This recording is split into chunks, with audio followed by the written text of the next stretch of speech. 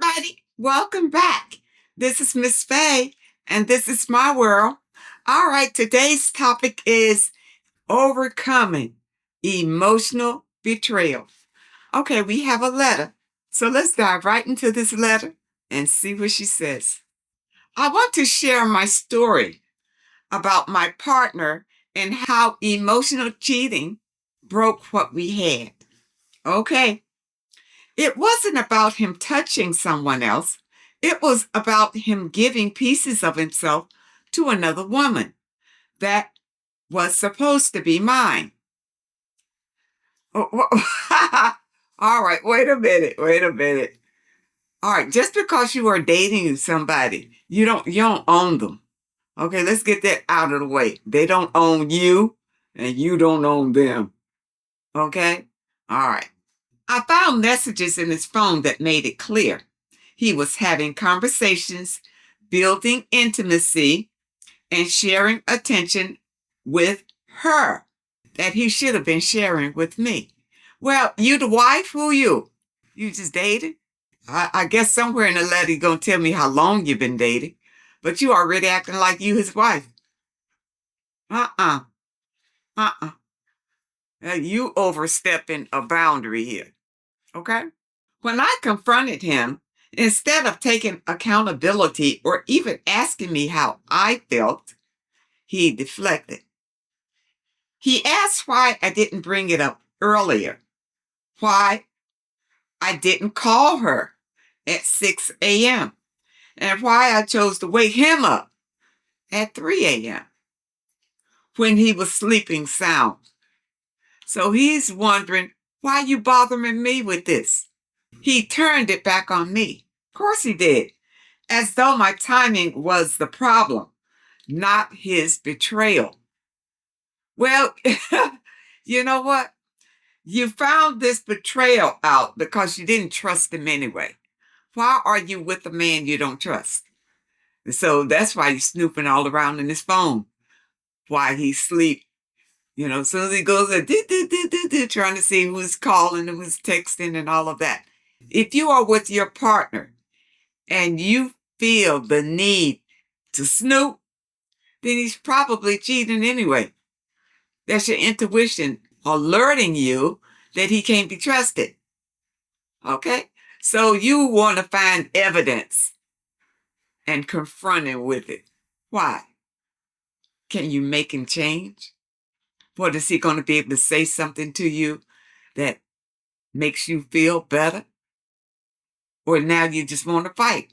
Why confront him about it? I don't get it. But anyway, here we go. So he turned it back on me as though my timing was the problem, not his betrayal. Not once did he stop to ask me if I wanted to talk about it or if I was okay. Because he don't care how you felt about it. He don't care about you. And you know what? That's a hard pill to swallow. You see, I'm sure that this is not the first time that this man has given you some kind of indication that he doesn't care for you like that. I'm sure it's just that you have been overlooking it. And again, we don't know how long you've been with this man, but you started off the letter already snooping, trying to find evidence that he's been cheating. And you say this is emotional betrayal? You only caught him with this one. You don't know how many others it has been, and maybe they weren't all emotional. Some of them could have been physical. You just didn't find the evidence.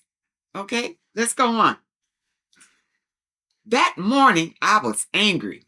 So, so you let him blow you off at night when you couldn't sleep all night because you're sitting up there angry that he won't talk about it. I wanted him to acknowledge what I had just discovered. But instead, he shut down. He stayed in the room all day, sleeping, ignoring what had happened, leaving me with the weight of what I found. No apology, no explanation, not even the decency to sit with me and face it. The silence hurt as much as the messages themselves. Okay, wait a minute now. You've given me a lot of information. So, are you two living together? That's what it sounds like so far. And you're waiting for him to apologize for talking to another woman. Probably getting ready to leave you. And mind you, he had gone to his parents' place that weekend saying he was just fixing a computer, only for me to find out through those texts that he went out for drinks with her because he felt bad for her. They were still talking at 2 a.m., and she even stole his vape. All of that was happening behind my back while I trusted him. I don't think you trusted him. You wanted to trust him, but I don't think you did, or you never would have thought about going through his phone. That show right there, you didn't trust him. Not that you didn't have good reason, because your intuition was telling you that he was not true to you. He was not true to the relationship. What made it even worse, more confusing, was how he lived with me during that time. He was good with my son, present in the house, helped with half the rent. That's probably why you scooped him right in there, because you needed help with the rent. Come on, ladies. Come on. A lot of us will do that. We'll let a man move in, as long as he's good with our children or whatever. We'll let him move in as long as he agrees to help with the rent. Now, ladies, these relationships don't work out because these men just move in because they need a roof over their heads. They need a place to stay. If they find a better place, they out of there. You understand? You don't mean anything. Just shelter. That's it. You say he was so good to my son, but at the same time, he avoided intimacy with me completely. That's probably what made you suspicious that he was cheating, because he wasn't touching you anymore. He was already in. He already come in. He already touched you. He's already living in your home. He's got what he wants. It's not you. Okay? And that should have been clear way before this happened. He wouldn't touch me, wouldn't connect with me, and wouldn't even say why. That rejection cut deep. It felt like he was with me physically, but choosing someone else emotionally. Now, it sounds like you're a little bit desperate just to have a man to be there and help you with the rent. There are some ladies, especially single parent ladies, they still got the mindset, I need a man to be around because I got a son. That could be a dangerous thing. You don't know these men. You understand? Or why would you want your son to be around a man when his pattern is shaky? You didn't say how old your son was, but when you bring men into your home, number one, if you got little boys, they're going to be looking at him because they recognize this as a male figure. They're going to be looking at the way that he treats you. And it doesn't sound like it's a good thing. You see? But you say that he was good with your son. What do you mean good with your son? He played with him. You didn't beat him up. What do you mean by that? Eventually, I told him he should. Eventually, I told him he should move out, and he did, just like that. No fight, no words, no attempt to fight for us. He didn't give a good hoot about us from the beginning. He simply packed his things and left. It shocked me how easily he walked away. Like our relationship and everything we built together didn't deserve even a conversation. That's the way he felt about your relationship. It didn't even deserve a conversation. Number one, this man had other places to go. That's why he just picked up and got out of there with you. Now, whether he was able to go and move in with the new woman or not, or if he already had a woman somewhere stashed away where he know he can go. That's the way these men survive, living with woman to woman to woman to woman. Now they will move in with a lady who's got one kid, maybe not several kids, but one kid because they feel like they can tolerate one kid just for room and board and some sex. So they're just going to tolerate you for a minute until they can do better. You see, but in the meantime, you feel like you got a relationship. You got a man. You probably parading him around your friends and your family, making everybody think that you got something. You ain't got nothing. I had to be the one to bring it up. You don't have to bring up nothing. You trying to make him be what you want him to be, and he's not even going to play that game with you because he never explained. And when I did, his only reasoning was that I had called her at 6 a.m.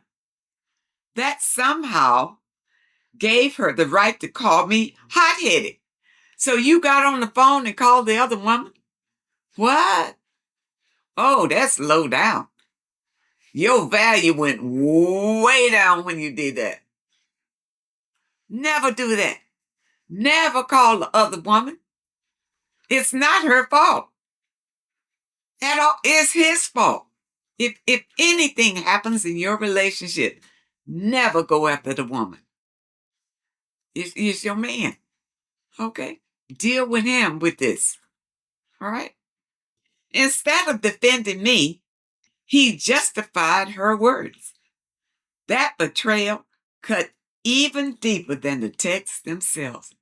Well, because you keep setting your own self up to be hurt. Okay? All right, so you with this man and you find out that he's been texting the other woman. You should have got it right then and there and said, you got to go. You see, and then if he wanted to save the relationship, then it would have been up to him to beg and plead. Why? Why do you want me out? No, what happened? No, and trying to explain to you.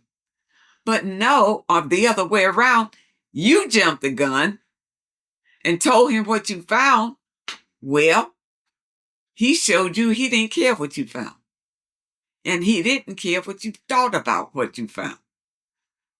He showed that right in your face. So you should have been done with him right there. But no, you still clamoring behind him, trying to get some explanation and some closure because you don't have the strength within yourself to close this chapter of your life and walk away. Okay?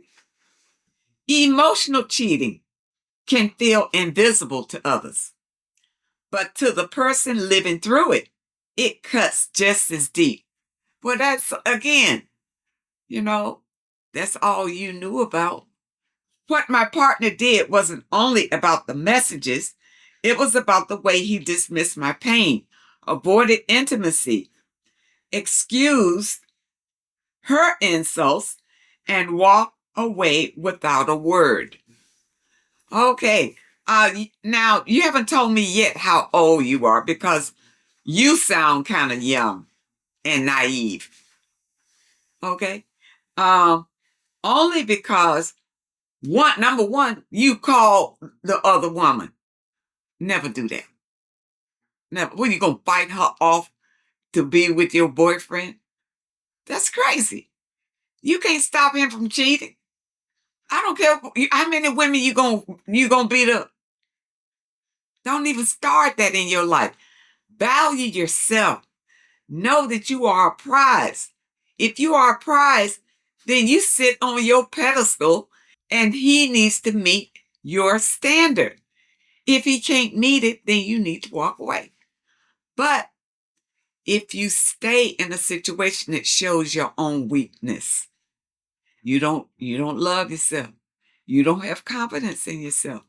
You feel like you're afraid to lose him. You might not get anybody else. This is the best you ever had. Maybe this is the only one you ever had. You need to take hold of your own value. That's how he broke me.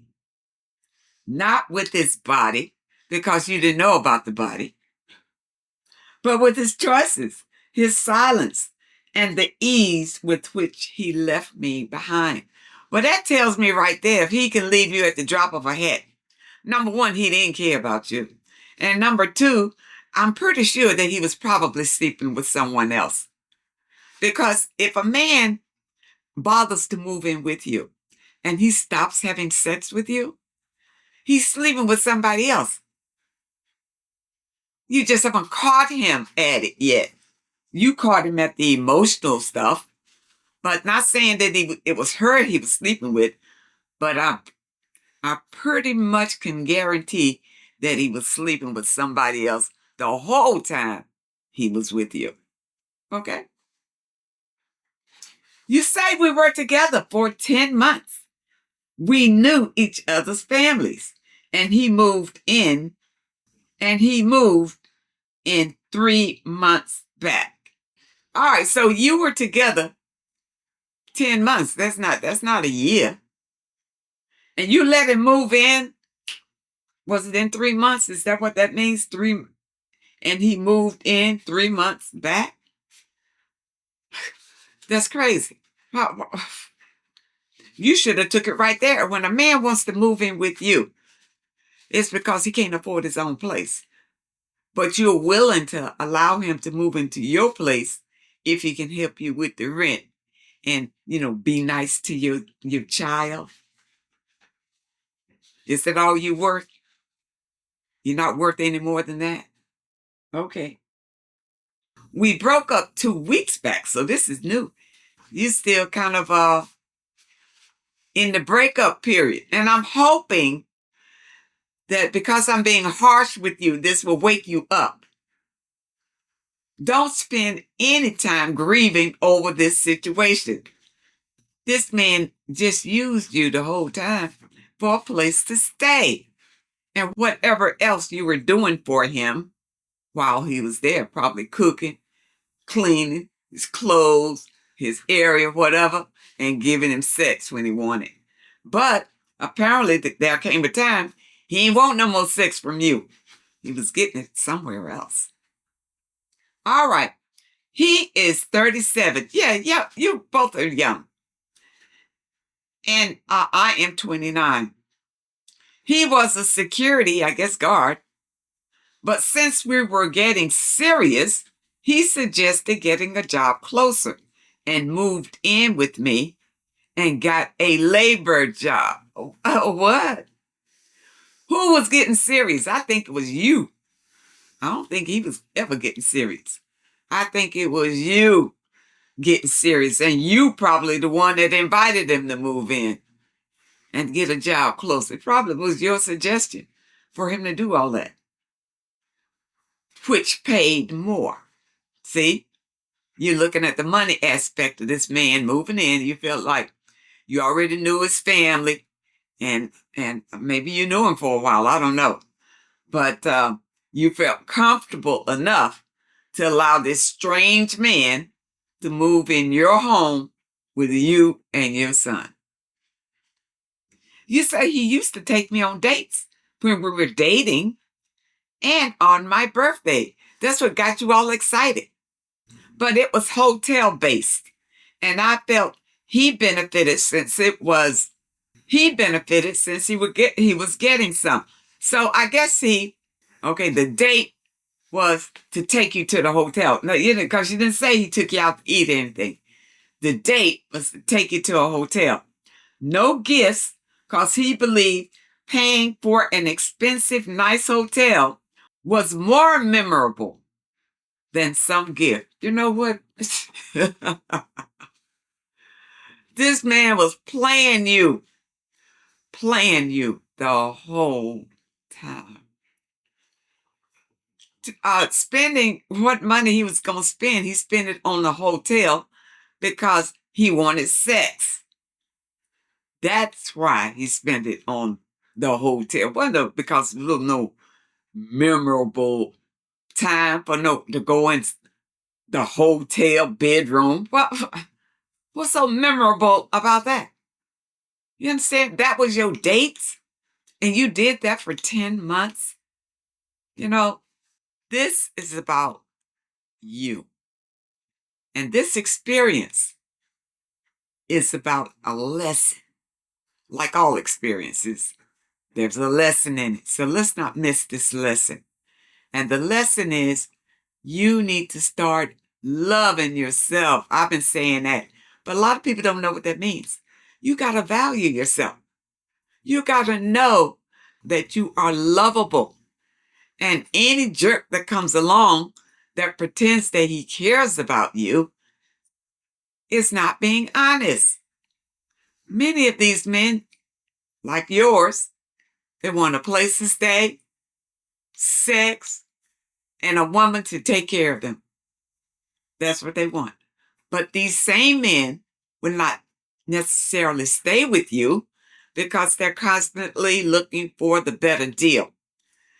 Now, I don't know if he was a narcissist or not, but the way that he flipped soon as he moved in kind of sounded like he could be, because that's what narcissists do. Once they move in, they change immediately.